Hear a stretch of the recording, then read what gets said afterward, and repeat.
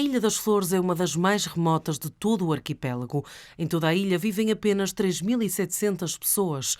É conhecida pelas falésias e pelas cascatas, paisagens que chamam todos os amantes da natureza. Nós estamos aqui mesmo na última ponta da Europa, daqui para o Ocidente está a América, e depois porque somos um concelho que tem um património natural que é único, que é muito valioso, caracterizamos-nos sobretudo por isso. É uma ilha que tem uma presença de água muito abundante e que se caracteriza muito na sua paisagem, pela presença das lagoas, das inúmeras cascatas, da própria vegetação. Depois também tem um relevo muito acidentado, o que lhe dá uma paisagem única e característica, o que faz com que muitos dos passeios, dos trilhos turísticos que nós temos para oferecer sejam realmente únicos e de grande valor.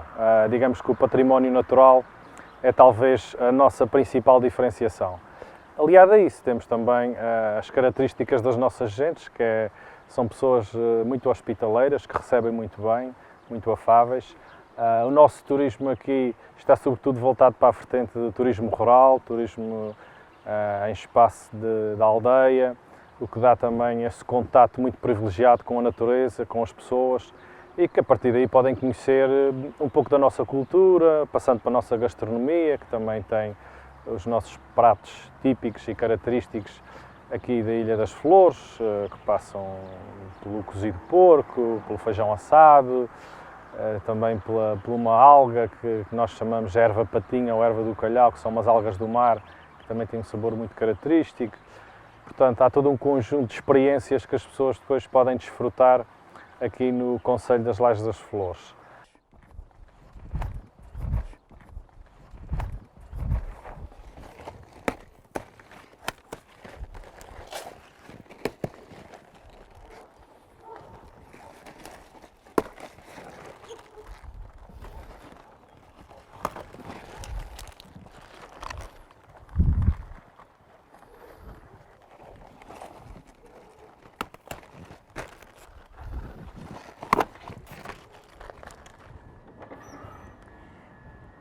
Os legumes que nós apanhamos no quintal, trazemos para a nossa cozinha e utilizamos aqui na confecção de alguns dos pratos deste restaurante na Fajancinha. Temos aqui a linguiça, que é conservada em banha de porco, pronta a fritar. Temos a batata doce que assamos e serve de acompanhamento quer à linguiça, quer à morcela. Temos os inhames, que utilizamos também de acompanhamento e especialmente para acompanhar o cozido de porco. E temos aqui, que serve de entrada ou também de prato, as lapas que grelhamos, o peixe faz sempre parte da emenda e aproveitamos o feijão verde do quintal, cá está. E aqui, que é um dos pratos mais procurados, temos as algas do mar. Nós confeccionamos também de uma forma muito particular. Algas fritas parece um alimento estranho para muitos, mas aqui, nas Lajes das Flores, é um dos pratos mais servidos neste restaurante. As algas são muito fáceis de confeccionar e de uma forma também muito simples. Portanto, só juntamos mesmo as algas, depois juntamos salsa picada, um pouquinho, só mesmo por causa do aroma, um dentinho de alho, porque aqui usa-se os condimentos naturais. Alho, cebola, sal e salsa são os condimentos principais aqui da nossa cozinha. Juntamos ovo para fazer a liga e elas têm um sabor muito próprio porque as algas andam nas mesmas pedras da Lapa e, portanto, têm um sabor assim muito amariscado. Pronto, vamos então fritá-las aqui no óleo, que já está bem quente. Fazemos umas pequenas tortinhas.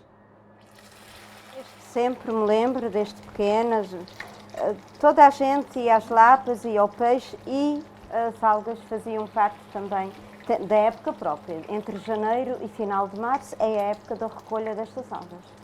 Isto é a forma que a minha mãe me ensinou. Aqui no restaurante comem principalmente como entrada porque têm curiosidade, não conhecem, querem experimentar e servem-se mais como entrada. Mas quem conhece, gosta e também funciona como prato principal, acompanhado com inhame, batata doce e arroz. As algas estão prontas, portanto agora vamos confeccionar Linguiça. É um dos pratos também típicos deste restaurante. É feita mesmo à moda antiga. Nós acompanhamos normalmente com o inhame e a batata doce. É assada no forno, embrulhada em farinha de milho. E o inhame nós descascamos. O inhame coze cerca de 6 a 8 horas e é assim que nós acompanhamos este enchido. Aqui temos o pão típico da nossa ilha, de uma forma geral. Este pãozinho chama-se bolo do tijolo, é feito com farinha de milho escaldado e depois é feito numa chapa de ferro. Serve de entrada e serve de pão para acompanhar os pratos do nosso restaurante.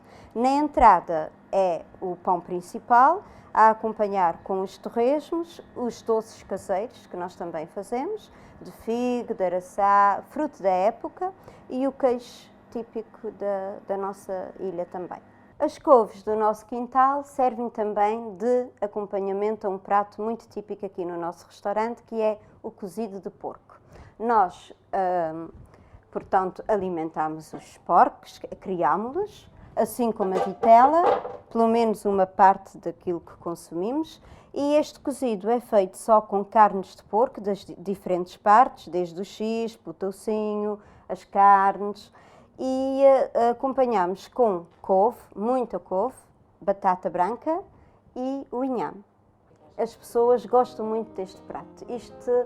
Na nossa terra é um prato de inverno, é um prato quente, mas as pessoas e os clientes gostam muito desse prato, portanto é sempre muito procurado.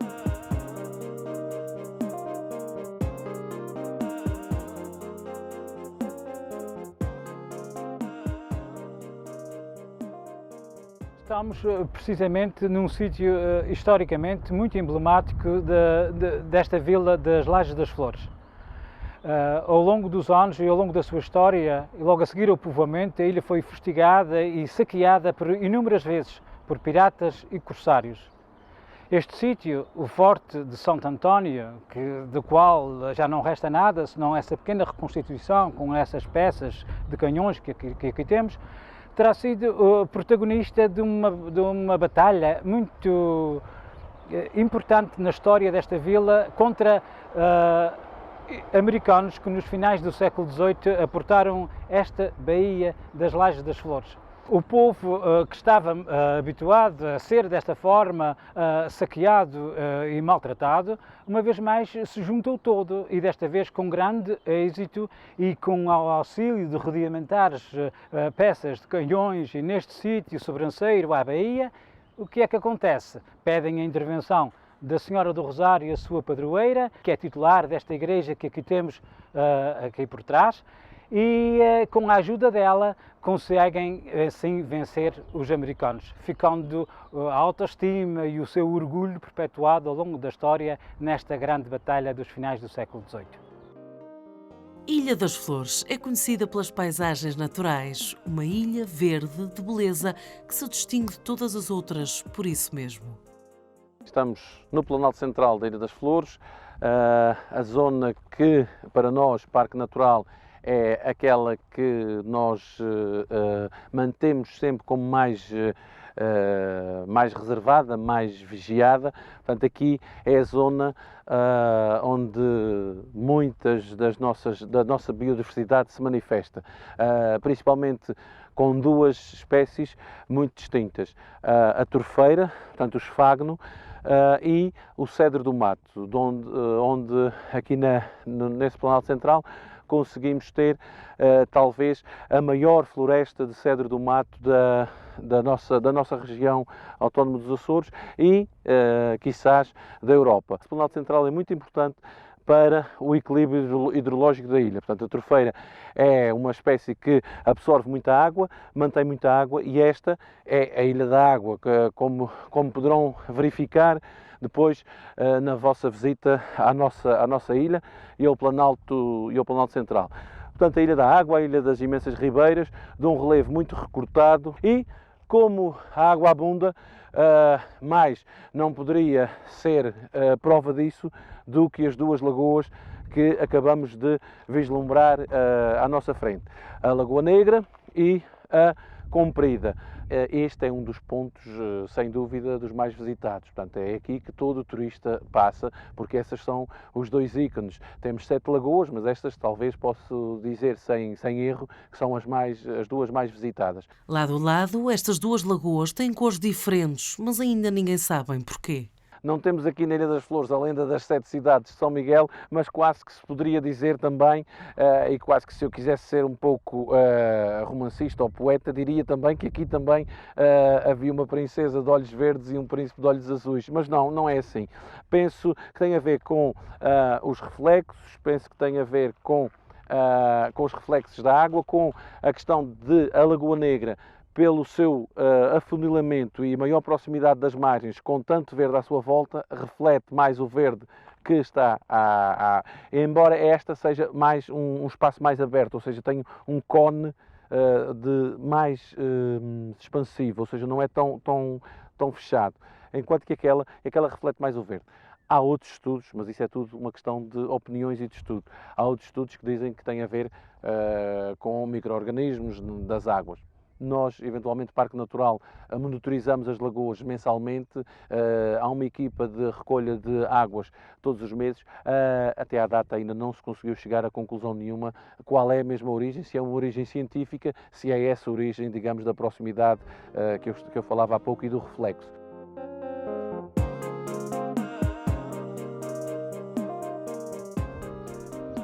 Estamos a chegar à conhecida Casa do Lavrador, um polo etnográfico de importância na Vila das Lajes das Flores, onde nós temos representado todas as vivências relacionadas com a vida familiar dos finais do século passado, de 1900, começos do século passado.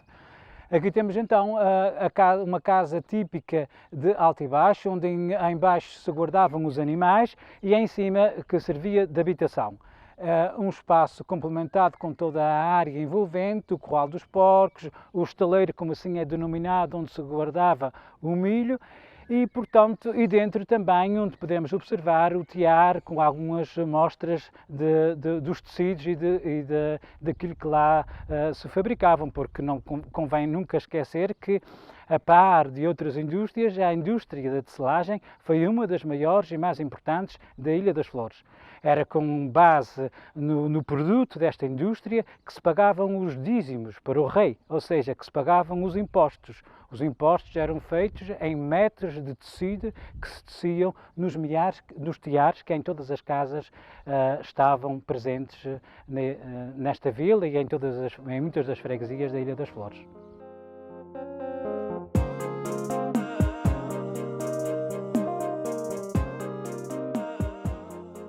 Reza a história que por volta de 1452 Diogo de Teve terá chegado à Ilha das Flores. Terá chegado depois de serem descobertas todas as outras ilhas e terá dado o nome à ilha de Ilha das Flores, precisamente por ela se encontrar coberta de flores, uma flor típica que cá temos que se chama cubre, uma flor amarela. Terá sido por um espaço, ou certo, não se sabe se foi pelas lajes, se foi por outro sítio, mas de certeza por uma enseada como esta, que a descoberta se deu, porque os povos e os descobridores faziam as suas entradas, como é óbvio, pelas baías, pelos sítios onde geograficamente era possível os barcos aportarem. O povoamento veio-se a dar um pouco mais tarde, e há quem também pense que ele possa ter sido feito em primeiro lugar nesta vila, e há outros que defendem que tenha sido na vila vizinha, porque Guilherme da Silveira, um dos primeiros povoadores, ter-se-á fixado lá.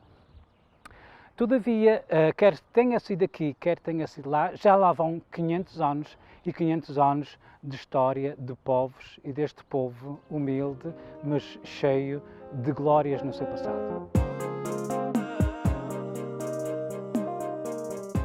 As Fajãs são sempre zonas de abaixamento dos terrenos, portanto uma ilha vulcânica, logo há aqui um abaixamento de terrenos e ficamos com uma falésia e depois uma Fajã na sua base. o que deu origem também, já falamos da Ilha d'Água, esta Ilha d'Água, a imensas cascatas e a imensas ribeiras que enchem a ilha, e neste caso enchem a Fajã da Fajanzinha, passo a expressão, o que dá uma riqueza a esta terra e a torna fértil, a água que torna a terra fértil, e daí toda a ilha, ela própria, tem aquilo que nós podemos oferecer, que é o verde e a natureza. Não somos um destino de sol e praia, mas somos um destino de verde e natureza, que penso que é isto que a ilha oferece, e isso muito tem a ver com a água e com a abundância de água desta ilha. Rocha dos Bordões, o ex-libris, digamos, da Ilha das Flores. Temos falado em água, desta vez falamos em rocha, falamos em geossítio. Rocha dos Bordões, porquê? O nome deve ter sido atribuído porque a formação dessa rocha, portanto, tem a ver com a formação da ilha vulcânica. Depois a lava ou arrefecer formou uns cajados na vertical, parece que estão ali perfilados, encostados à rocha, o que foi tudo feito, claro, pela natureza e de forma espontânea. O que acontece é que isso torna-nos um ex-libris. Somos das poucas regiões na Europa, e essa posso dizer mesmo que é na Europa, com este tipo de fenómeno natural.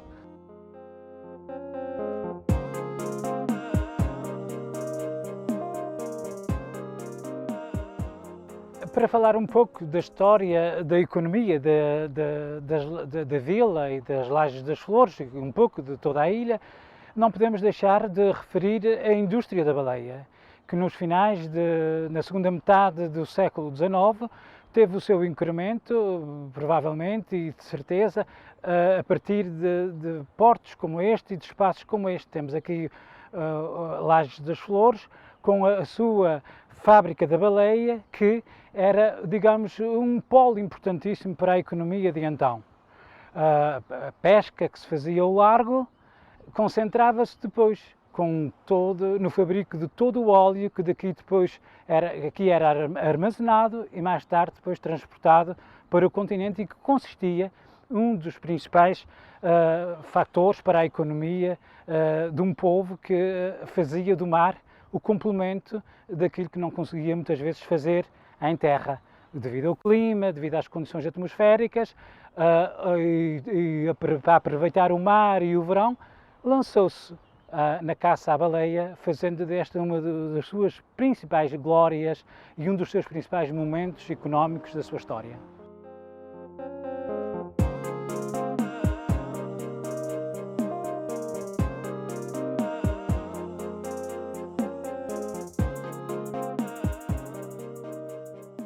Venire all'Argonauta è vivere tutta l'isola in totale privacy, all'interno di una guest house molto antica, dove la gente sente anche il profumo delle cose antiche, il palazzo del 1700, tutto rimmodernato, legno proveniente da una nave naufragata nel 1899, e quindi si respira un po' tutto. Io sono anche un grande collezionista, ho viaggiato per tanto tempo ed è tutto qui, libri, quadri, storie, oggetti. Quindi oltre a scoprire l'isola di Flores, all'Argonauta potete scoprire tante cose del nostro mondo e della nostra storia.